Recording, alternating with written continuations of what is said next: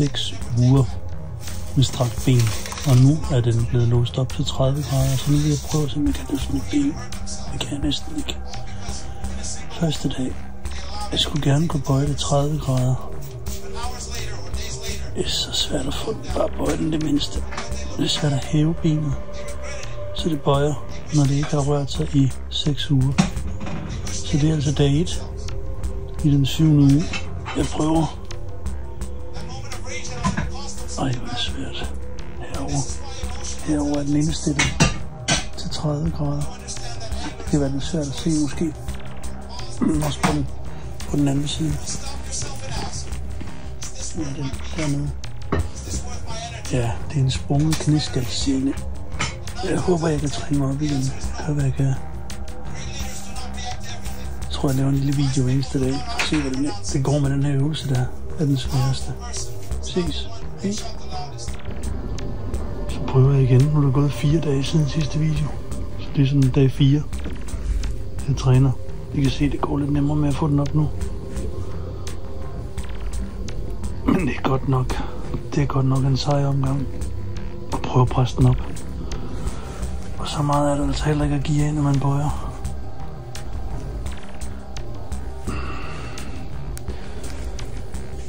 Men det går altså lidt bedre end dag nummer 1. Men der er et stykke vej nu, synes jeg. Før jeg mærker, at skinnen ligesom låser af sig selv. Det er nemmere for mig at sidde på kanten af sengen. Det kan jeg lige prøve at vise. Nu prøver jeg at sætte mig ned på kanten af sengen, og som I kan se, så nu prøver jeg ligesom at trække op i den her. Prøv selv at med hænderne og trække op i mit ben, så jeg rammer 30 grader. Og det er altså ikke særlig bøjet. Så lige prøv, så kan I se, det er kun en bøjning på det her. Det er næsten ingenting. Men det kniver med selv at få den op. Det er sådan her. Det er 30 grader. Det er ikke meget. Så der er et stykke vej til de 90 grader. Det er først om 2,5 uger. Men altså øvelserne hjælper. Det er også noget af et kæmpe ar, man får, så når man sådan er på opereret for knæskaldscenen. Det er et kæmpemæssigt ar. Det er måske 20 cm langt. Hvad det nu er. Men ja, jeg opretholder modet. Jeg havde i forvejen grimme knæ, fordi jeg som dreng væltede på cykel. Slog min knæ så tit. Keep it up. Hej så. Her på dag 10 synes jeg bare, at jeg vil vise dig, at det faktisk går betragteligt fremad. Af en eller anden grund, så er dag 10 åbenbart en god dag. Jeg kan simpelthen løfte. Jeg kan løfte mit ben meget mere. Det føles rigtig godt. Men jeg passer på stadigvæk. Men dag 10, jeg siger ikke, at jeg kan ramme de 30 grader, som den er indstillet til stadigvæk. Men det er tæt på. Ved at prøve at løfte simpelthen selv. Men jeg har stadigvæk meget svært ved at løfte mit ben fra sengen. Jeg kan simpelthen ikke løfte det. Jeg kan egentlig kun løfte knæet ned. Jeg kan ikke løfte mit ben fra sengen nu. Jeg tænker, det er meget normalt, når man har fået repareret sin knæskaldscene. Men vi ses om et par dage igen. Hej så. Velkommen til dag 14. Jeg prøver at vise, hvordan det går med træningen. Det er der er nu gået 2 uger af den her periode med 30 grader. Og jeg går ind i min sidste uge her i den kommende uge. 3. og sidste uge med 30 grader. Så glæder jeg mig til at sætte den op til 90 grader heromme. Jeg håber, I kan få en fornemmelse for, at det faktisk nu, efter de her 14 dages træning, hvor jeg har gjort det lige så stille og roligt hver dag, liggende på ryggen, at I kan se, at jeg faktisk kan få mit knæ op over min fod, og stort set ramme 30 grader. Men det er godt nok med en 3 omgang. Keep it up. Sikker på, at I kan gøre det samme. Det kræver tålmodighed, man skal simpelthen bare sige til sig selv, det er det lange seje træk. Vi ses. Hej. Ja. en sidste video her dagen før jeg i princippet kan skifte den fra 30 grader til 90 grader. Der vil jeg bare prøve at lave en gulvøvelse, hvor den allerede nu er i 30 grader, hvor jeg sådan kan vise, hvor meget man egentlig nu, hvor meget jeg kan bøje ved egen kraft op til 30 grader. Det er jeg egentlig meget godt tilfreds med. Men det har været nogle strenge 3 uger på 30 grader, det vil jeg sige. Det føles som om, virkelig som om der er et eller andet stykke kraftigt karton eller nærmest et stykke metal, vil jeg sige, inde i knæet. Det er som om det er en plade, jeg bøjer hver gang. Det er meget, meget specielt. Men som sagt, i 30 grader kan jeg bøje det selv nu. Det er for mig en great achievement. Ja, keep it up. Jeg regner med at vise jer noget omkring 90 grader indlæng. Yes, hej. Velkommen til første dag med 90 graders indstilling. Som I kan se, der er ikke den store forskel på 30 grader og 90 grader. Det er godt nok svært. Det er virkelig, virkelig svært at få knæet op på sådan en første dag der, men man sætter den på 90 grader. Det er som om den stadigvæk kun vil være i de 30 grader, jeg træner det op til. Men jeg håber på, at de næste 3 uger, uge 10, 11 og 12, indtil benskinnen den så kan komme af. Jeg håber, de virker. Men mere om det de næste dage. God vind. Hej. Hej. Det her, det er dag 8 med 90 grader, og jeg synes, det går langsomt, men alligevel går det lidt fremad. Jeg er nu for første gang i 10 uger, og der er gået 10 uger, så jeg har 2 uger tilbage, selv kunne binde snørebåndet på min sko til den her venstre fod. Det er fremskridt.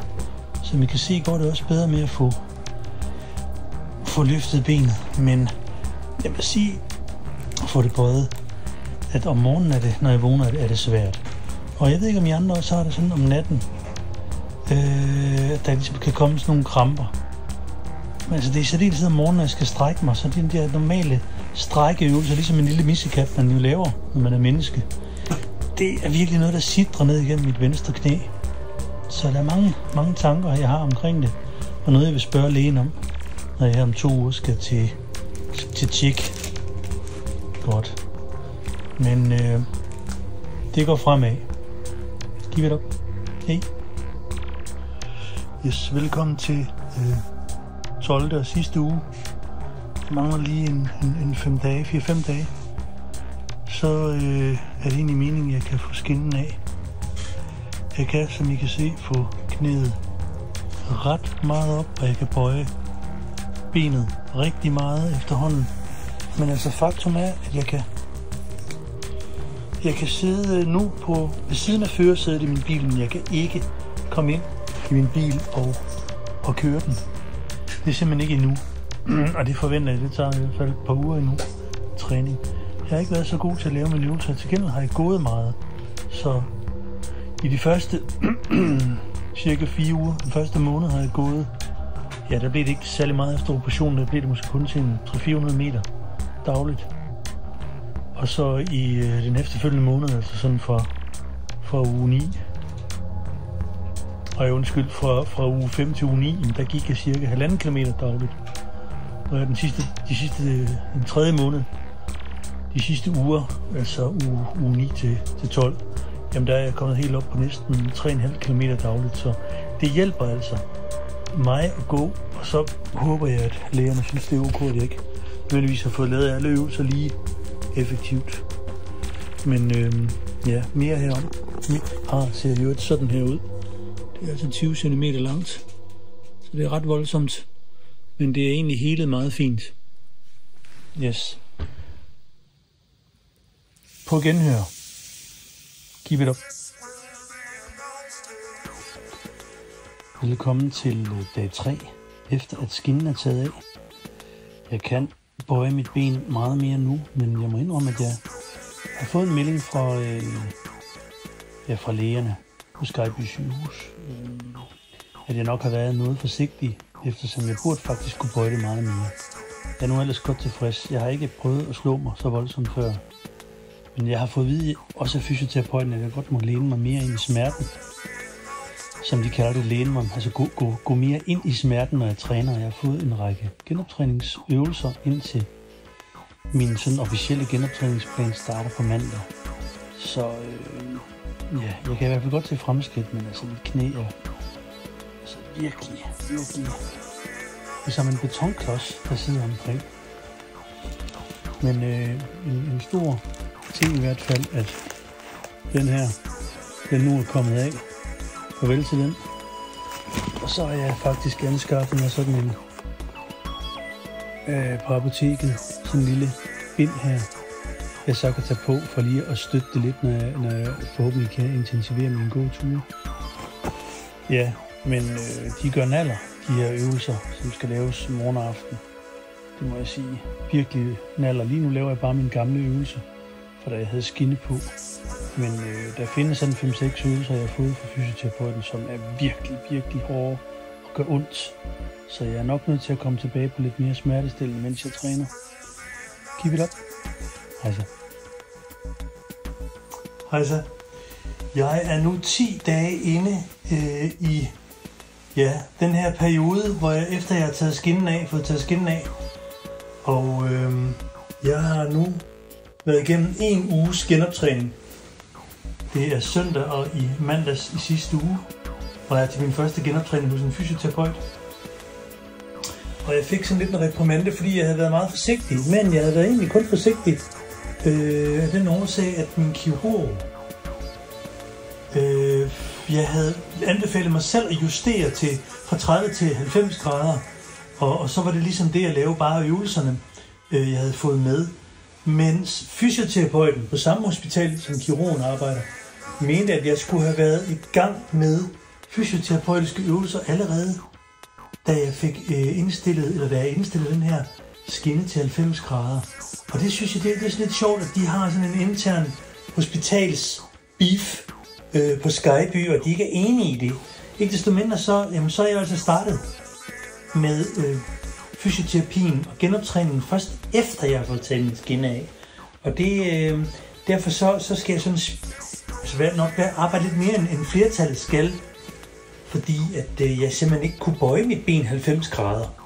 Jeg kunne bøje mit ben 65-70 grader i mandags i sidste uge, og nu her mandag i morgen, som bliver min session nummer 2 fysioterapeuten, der har hun så bedt mig om dagligt at lave nogle øvelser, hvor det er ikke lige den her øvelse, men en øvelse, hvor jeg sidder.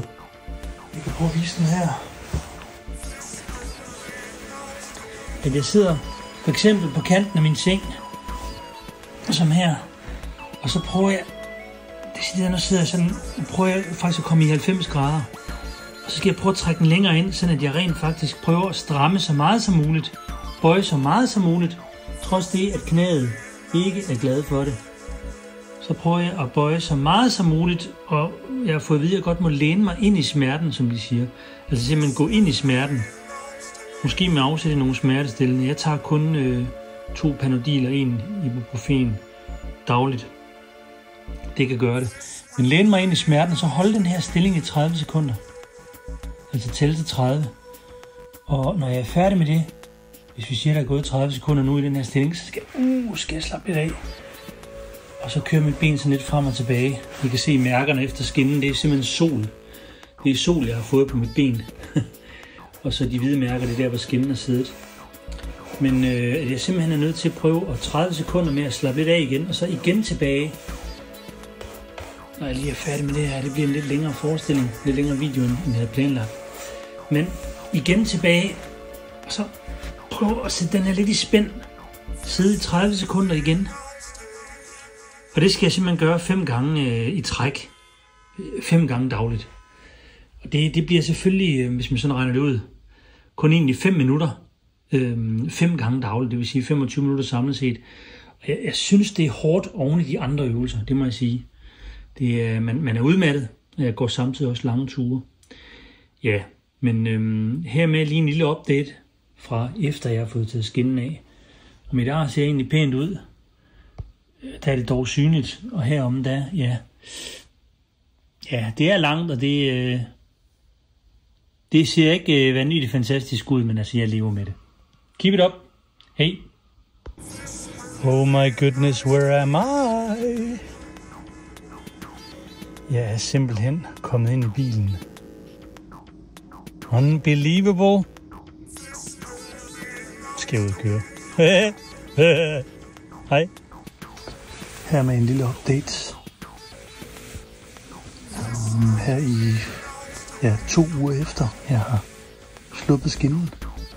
Jeg har nu overstået min anden genoptræning. Hvor jeg efter den første genoptræning, i forbindelse med den, der bliver jeg målt til 65 graders bøjelighed. Og efter en uges træning er jeg simpelthen op på 80 grader. Det betød, at jeg i går for første gang i næsten 3,5 måneder kunne sætte mig ind i en bil igen. Kæmpe stor succes. Så mere herfra senere. Keep it up. Hej alle sammen. Okay, efter at have ligget i 12 uger i min kones byhus, er jeg nu kommet hjem i min egen lejlighed. Og det er dejligt at være tilbage i vante omgivelser. Så har jeg faktisk her nu, der er gået 14 uger i alt, vi er den 15. uge, og se hvad jeg kan nu.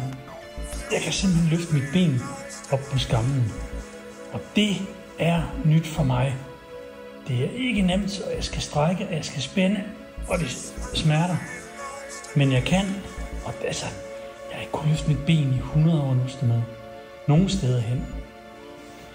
Og en af grundene til, jeg tror det der virker, det er, at jeg har lavet den her øvelse, når jeg sidder her, eksempelvis her, og så skal jeg gerne strække. Altså, jeg var jo i min første tur hos fysioterapeuten, der kunne jeg kun strække cirka 65 grader, eller bøje knæet 65 grader. Og så kom jeg op på en uge, på 80 grader. Og nu er det så lidt over en uge siden, jeg var der, eller en uge siden jeg var der. Og så prøvede jeg på at komme op på 90 grader, fordi jeg skal først komme om 14 dages tid alt i alt. 90 grader, den hjælper altså den her øvelse, hvor jeg sidder meget stramt her. I kan se det, jeg prøver virkelig, og det er godt med bare til på trægulvet. Jeg prøver at holde stramt til her, så jeg bøjer så meget jeg kan, og læner mig lidt frem i knæet, og holder så i 30 sekunder. Når jeg har gjort det, nu prøver jeg ikke at bruge alle 30 sekunder på den her video, så ligger jeg så ligesom og hjælper lidt med mit ben her, bøjer det sådan lidt her.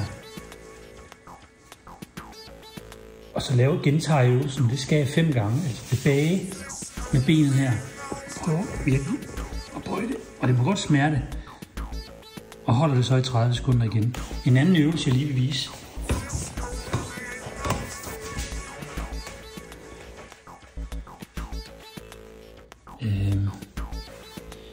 Det er den her øvelse. Jeg har en bold.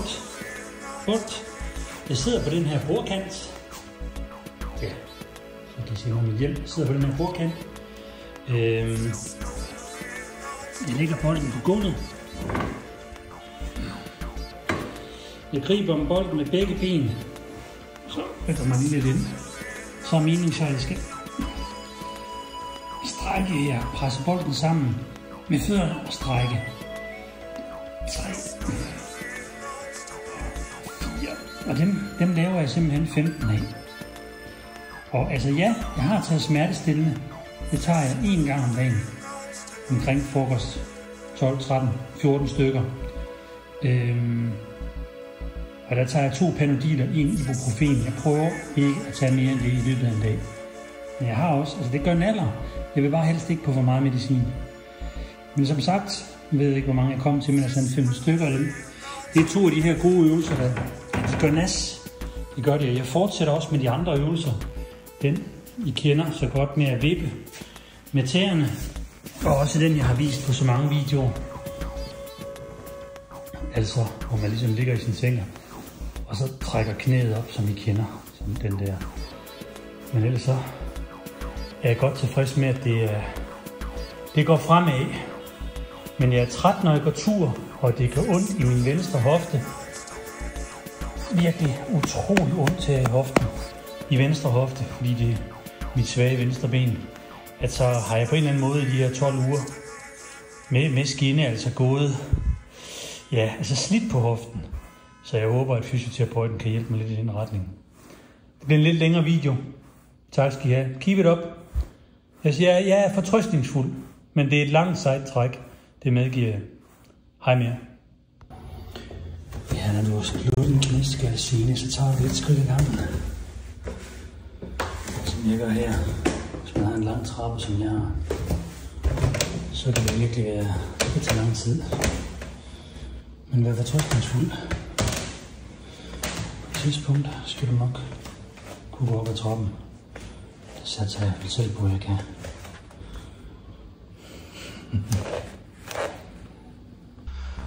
Hej så, hermed formentlig den sidste video i rækken. Jeg kan bøje mit ben ret meget nu. Der er gået 6 uger siden jeg startede på genoptræning, og jeg har været til genoptræningstjek 4 gange. Og for at beskrive udviklingen for jer, det I kan forvente, med tilsvarende skader. Jamen altså, jeg havde været meget forsigtig, så mit første tjek, jamen der kunne jeg egentlig kun bøje mit ben 65 grader. Så gik der en uges tid, hvor jeg fik en masse øvelser, og så kunne jeg bøje det 80 grader, hvilket ikke var så tosset. Tredje tjek, der kunne jeg faktisk bøje det 105 grader. Det var så lige et par uger efter tjek nummer 2. Og så igen en længere pause på grund af sommerferien. 3 uger cirka. Jamen så var det fjerde tjek, der kunne jeg bøje mit ben 115 grader. Og det betyder, at så ved 110 grader kan man begynde at sætte sig op på en motionscykel i hvert fald igen. Så det er meget positivt. Så jeg er i fuld gang, så meget jeg nu kan hver eneste dag med at træne. Og det her det er jo bare den øvelse, I kender. Og den her også. Og så er der nogle andre øvelser, som jeg også har vist sidst, hvor man kan sidde på bordet og løfte strække sine knæ med en bold imellem benene. Jeg kan køre bil igen, men jeg er nødt til stadigvæk at lave øvelser, hvor jeg ligesom laver knæbøjninger, en 20-25 stykker, inden jeg sætter mig ind og kører i min bil. Men alt i alt utrolig positiv udvikling, men mit knæ, når jeg vågner om morgenen, som nu, det er morgen, jamen så kan jeg godt mærke, altså, at det er godt nok det er som om jeg har et fremmedlegeme i mit knæ, og jeg har stadigvæk den her lille stoltråd inde omkring knæskallen, som skal fjernes. Det skal den her om 14 dages tid. Og så jeg var nødt til at få flyttet min tid på grund af noget sygdom i familien. Ellers skulle jeg faktisk have haft den fjernet for et par uger siden. Så jeg fik lige 4 uger mere med stoltråd. Og jeg glæder mig til at få den ud, fordi så har jeg fået at vide, så vil mit knæ nok opleve mindre træt. Det er det, jeg synes er så... Det er noget træt stadigvæk, men altså, jeg gør, hvad jeg kan for at bruge den her bøjelighed. Og der er ikke andet for end at klippe på med de her øvelser. Men de hjælper altså. Så fra 65 til 80 til 105 til 115 grader i løbet af 4 tjek på cirka 6 uger. Held og lykke med det. Hej med jer. Tak fordi I så med. Hej. Hej. En lille status. Et nyt sår på knæet indikerer, at jeg har fået fjernet stoltråden nu for få dage siden. 4-5 dage siden. Og der er en anden følelse i knæet, når jeg bøjer. Og jeg tænker, jeg har lige holdt en lille pause fra min øvelse på en 3 dages tid, for at såret kan komme sig lidt mere. Det var en operation, hvor jeg kom i fuld narkose, selvom den kun tog, det ved jeg ikke, 10-20 minutter. Og så kom jeg hjem ret hurtigt, efter jeg var vågnet op og fået en lille sandwich. Altså nu er der næsten gået 5 måneder, siden jeg faldt og slog mig. Og i går, da jeg havde... jeg tænkte, nu har jeg holdt så meget pause, 3 dage uden øvelser, så der trængte jeg til at gå mig en tur med krykker stadigvæk. Men jeg kan gå lidt hurtigere nu. Men altså, jeg nåede op på omkring 4 km med krykker, 2 km ud, 2 km hjem. Jeg skal i gang med øvelserne igen. Det er stadigvæk, altså når jeg så nærmer mig 2-3 km med de her krykker, så den sidste kilometer hjem igen er simpelthen, den er hård. Så det har lange udsigter at komme til, når man har fået sådan en skade her. Men jeg er fortrøstningsfuld. Jeg håber, at ugerne, der kommer, vil muliggøre, at jeg kan få mine muskler tilbage i benet. Fordi det er noget af det den øvelse, jeg synes er sværest. Hvor jeg ligesom skal prøve at ligge med strakt ben og prøve at kalde på den her lårbindsmuskel. I kan se, når jeg bare prøver det, man plejer at gøre, når man skal prøve at strække sine ben. Jeg prøver bare bevidst at kalde på den her lille muskel i højre del af låret, der simpelthen er så forsvundet på de her mange uger i sengen og efterfølgende mange måneder uden rigtig at blive aktiveret. Så jeg håber, jeg kigger ind i noget genoptræning med noget fysioterapi, ud over den fysioterapi, jeg allerede er i gang med via det kommunale sundhedsvæsen. Yes, men jeg kan i hvert fald bøje benet ret meget nu, hvilket er dejligt. Og så den her bøjelighedsrække øvelser, den har virkelig virket. Men også her har det krævet at man tror på det, og man gør det hver dag. Yes. Det er formentlig den sidste video, lad os nu se. Men keep it up derude. Hej. Tak fordi I så med. Hej. Hej. Jeg tænkte lige, at jeg ville lave en video omkring fjernelsen af min stoltråd omkring knæskallen. I dag er det 3 uger siden, jeg fik den fjernet. Og i dag er jeg samtidig repræsenterer 5 måneder og 13 dage siden jeg faldt og slog mig. Og det har jo været et kæmpe langt forløb. Jeg vil bare lige vise, hvordan det egentlig ser ud. Jeg fik fjernet stingene. Efter den her operation for 3 uger siden, fik jeg fjernet stingene her i forgårs. Og så satte sygeplejersken bare, det var en sygeplejerske, der fjernede det. Hos min egen læge satte lige sådan et stykke tape hen over arret. Det er det her lille ar her. Det er jeg.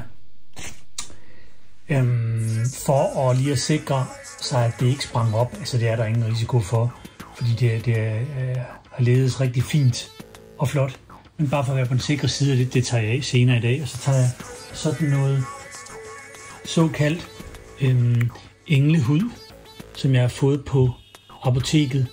Det kender jeg måske, det havde jeg også på omkring det her lange ar, som jo altså egentlig ser fint ud i dag, altså efter omstændighederne.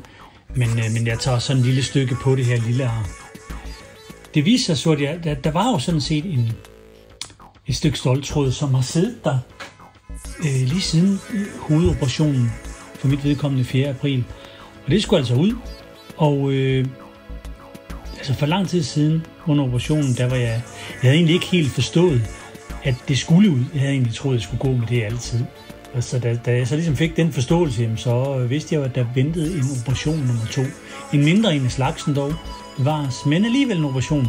Den havde jeg så forstået på en læge, det skulle foregå nærmest sådan ambulant. Altså uden narkose eller noget. Men da så dagen var brændt, så skulle jeg simpelthen i fuld narkose, selvom operationen skulle kun 10 minutter kvarter effektivt at udføre. Så det var endnu en gang i fuld narkose og i med operationstøjet og alt det her på Skyby, som igen var utrolig dygtige, men det er også noget en omgang, at så skal man igennem sådan noget en gang til, for at få det her lille stykke metal ud. Men det gik glat, alt gik godt, men der er altså et nyt ar, jeg nu skal leve med, og det skal man lige være opmærksom på, at sådan en knæskallescene, der springer, det er altså sådan en 2-trins operationsraket, man skal igennem. Ja, det er strengt. Derudover så har jeg her i mandags for 4 dage siden altså været til, nu kan I se, altså det går bare derud af, der har jeg været til genoptræning, tror jeg for 6. gang, altså et tjek og få nogle nye øvelser med hjem. Nu viser jeg i stedet igen bare den her gamle. Det er lidt for omstændigt at vise alle de andre øvelser, men min bøjelighed er nu oppe på 125 grader, og jeg har fået at vide 1-2 gange tilbage hos den her fysioterapeut, som altså som jeg har fået tildelt via det kommunale sundhedsvæsen. Det er jeg meget tilfreds med. Så er jeg via min forsikringsselskab iværksat sådan 10 seancer hos en zoneterapeut, og det har jeg ikke fået bestilt endnu, men jeg har i hvert fald fået det tildelt bevilget. Det er alt sammen meget godt. Jeg har ikke rigtig fået presset mine gåture op på mere end 3,5, 3,7, 3,8 km dagligt gennemsnitligt set. Vi har været igennem en meget krævende flytning over den sidste måneds tid. Så, og der var jeg op i de 3 mest intense flyttedage. Altså det var stik mod, hvad jeg egentlig burde med mit ben, tænker jeg. Altså jeg var oppe at gå næsten 6 kilometer, bare ved at gå rundt med flyttekasser. Det var simpelthen for anstrengende for mit knæ. Så jeg skal stadigvæk passe på det. Jeg er nødt til at have krykkerne med, når jeg går tur. Og jeg er også blevet anbefalet faktisk for at skabe den symmetri, når man går, at man ikke går for skævt. Så når jeg går, så går jeg også hurtigere, end jeg nogensinde har gjort, men bare med krykker.